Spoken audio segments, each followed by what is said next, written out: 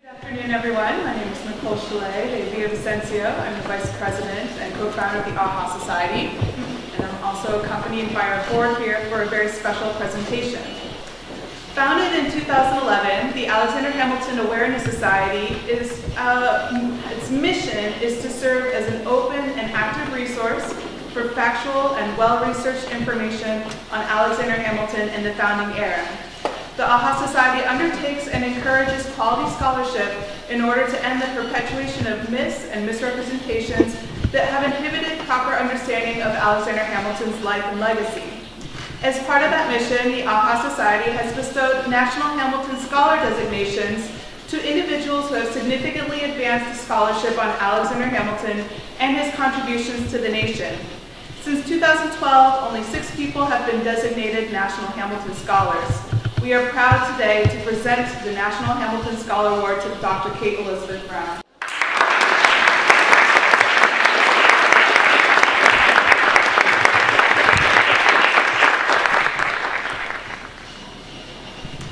And so on that note, I would now like to turn to my third and final episode. And here I want to specifically contemplate Alexander Hamilton's legal legacy. I think and hope it will surprise you to say that Alexander Hamilton developed a reputation as an advocate for state power, an advocate for state sovereignty. Now, how did that happen? Well, it all has to do with something called Hamiltonian concurrence. And before I describe what that is, I just want to do a little bit of definitional work here. It's what I do with my students, just to make sure we're all on the same page. First definition is federalism. Federalism, as I'm sure you know, is the word we use to refer to the relationship between the national government and the state government. Who has what power? What power is divided between them? What power is shared? Federalism is, in my opinion, the most important question in American constitutional law, and it will never be solved because the states and the federal government will always exist in tension under our Constitution. The second definition is concurrent power. Now, concurrent power is the idea that even though you have a national government and a state government, and sometimes they're in tension, there are many instances when they can simultaneously and harmoniously exercise the very same power at the same time. Example. This is Hamilton's best example. On April 15th of this year, everybody in this room is going to submit a tax return to the IRS, so to the federal government, and to the state government. For me, that'll be Kentucky. And that will be a great example of a concurrent power of taxation, because simultaneously and harmoniously, both sovereigns, both levels of government, are exercising their power to tax on you and me. So Hamilton writes one of his Federalist essays. It's Federalist number 32. And he writes this essay all about federalism and concurrent power. It's all about the power to tax. He's writing it, remember, for an audience of skeptical New Yorkers who don't want the Constitution to be ratified, or they're really unsure about the Constitution. And so in Federalist 32, what Hamilton argues to these skeptical New Yorkers is that you shouldn't worry about state power under this new Constitution. Because whenever a question of federalism pops up, Hamilton says in Federalist 32, you begin from the premise that states retain all of their pre-existing sovereignty, all of the power they had before. Now let me pause on that for just a second, because that's a tremendous amount of power. Recall in the 1780s how the Articles of Confederation are so weak because the states have all the sovereignty, and that created so many problems that 55 delegates had to meet in Philadelphia to sort that out. And here Hamilton is arguing in Federalist 32 that that's where you begin, from the assumption that states retain all of that power. But of course, we have a constitution now, or we will soon have one. So states can't have all of that power at all times under the Constitution. So when is it limited? And Hamilton says in 3 different cases would state sovereignty be limited. The first case, when the Constitution specifically grants an exclusive power to the federal government. Example, the power to make a treaty with a foreign nation. States aren't responsible for that. Hamilton goes on to say, okay, remember the premise is states retain their pre-existing sovereignty unless, exception 2, where the U.S. Constitution specifically prohibits the states from doing something. And for that, all you have to do is turn to Article 1, Section 10 of the U.S. Constitution, and you will see this laundry list of things that states can no longer do. Things like states can no longer incur the obligation of a contract, for example.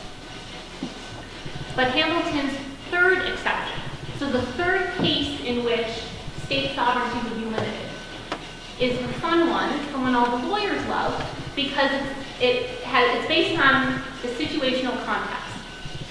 Hamilton says, there will be cases when, generally speaking, the federal government is empowered to act, and states can usually act as well. But under that particular circumstance, the result would be contradictory and repugnant to the Constitution. And when that happens, the states have to back off, and they can't act. Now, in Hamilton's lifetime, he doesn't really have much opportunity of explaining what he means by contradictory or repugnant, and you can just imagine how he would apply that test to all sorts of different scenarios. And that is exactly what happens after Hamilton's death, because Federalist 32 is cited all over the place, in state court and in federal court in the 19th century, because as more and more questions of federalism pop up, Hamilton and Hamiltonian concurrence becomes the sort of guide for judges and lawyers to use. So I want to walk you through a case. And this case is one of my favorite cases to teach. I'm sure you'll recognize it. It's the case of McCulloch versus Maryland. And what I'll do is I'll first talk about the facts of the case, and then we'll talk about the law and where Hamilton's legal theory comes into play. So this will exemplify how lawyers are using Hamiltonian concurrence. Okay, so McCulloch versus Maryland, here are the facts. It's all about the Second Bank of the United States.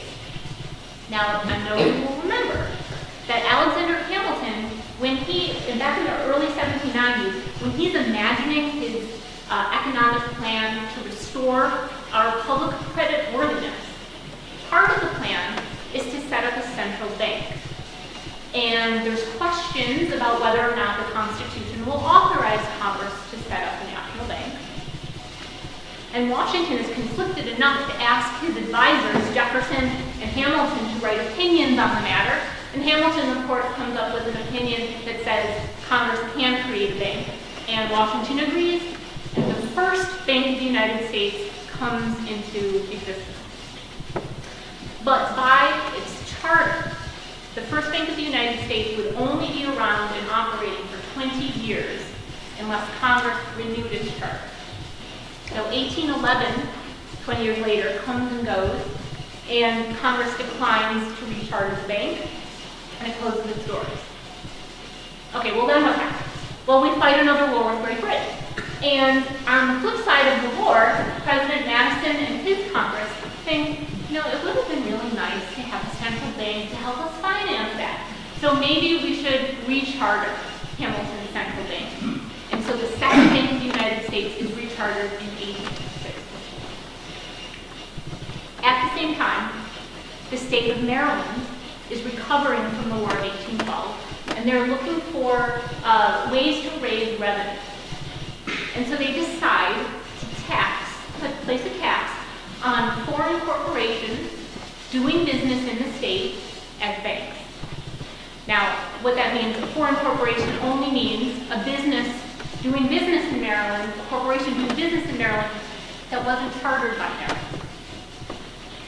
And it just so happens that the only foreign corporation doing business in 1817 in Maryland, the bank, is the Baltimore branch of the Second Bank of the United States. So Maryland wants to tax the Baltimore branch, and the bank manager, a guy named James McCulloch, says nope. And litigation ensues all the way up through the Maryland state courts, where Maryland affirmed over and over and over again that states have the power, the sovereignty to tax foreign corporations, so the Bank of the United States would have to pay. Until finally, the case on a writ of error review goes up to the U.S. Supreme Court, where Chief Justice John Marshall is presiding, and the case will be decided in the U.S. Supreme Court in 1819. So, there's two legal questions before the court. First question, is the Bank of the United States constitutional? This question Hamilton already answered, but only to George Washington. The question didn't go before a court, so this is the Supreme Court's first time really litigating this question. And the second question is the one that's more important for us today. The second question is, can the state of Maryland tax the bank?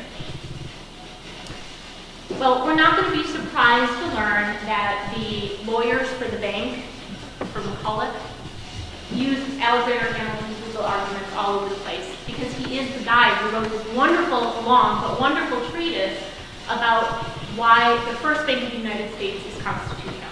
And so they cite his necessary and proper arguments, they're citing his Article 1, Section 8 arguments, and then they say, and because this is a creation of Congress, states can't tax it. Congress is supreme.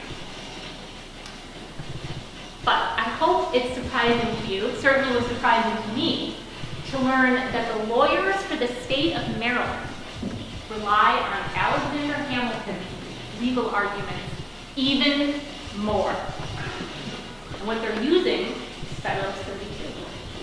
Because what they argue is that none other than Alexander Hamilton has given us this clear picture into questions of federalism. States retain their pre-existing sovereignty. That is what he tells us. And what's his example that he uses? The power to tax, which is exactly what we're talking about here. States have the power to tax.